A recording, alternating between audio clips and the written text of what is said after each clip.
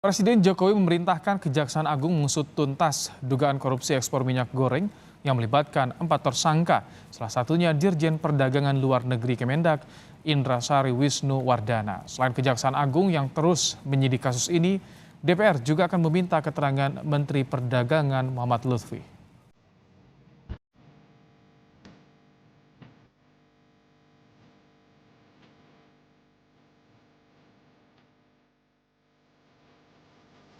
Saya minta diusut tuntas, sehingga kita bisa tahu siapa ini yang bermain, ini bisa ngerti.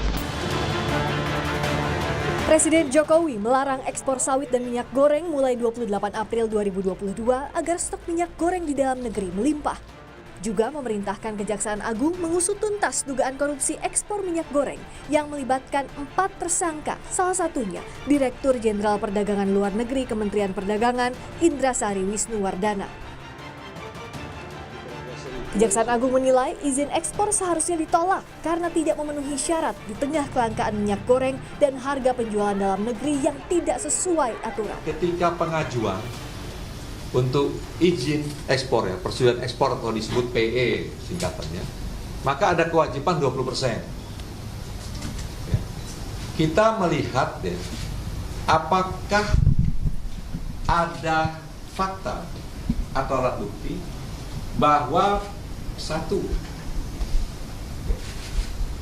pemberian PE tersebut ya, memang tersangka mengetahui kelangkaan tersebut.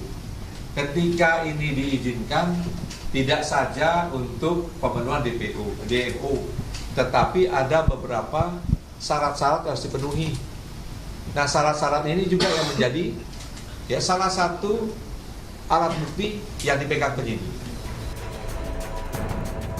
Sementara Ketua DPR RI Puan Maharani memastikan DPR kembali memanggil Menteri Perdagangan M. Lutfi pekan depan untuk menjelaskan korupsi minyak goreng yang melibatkan pejabat Kementerian Perdagangan.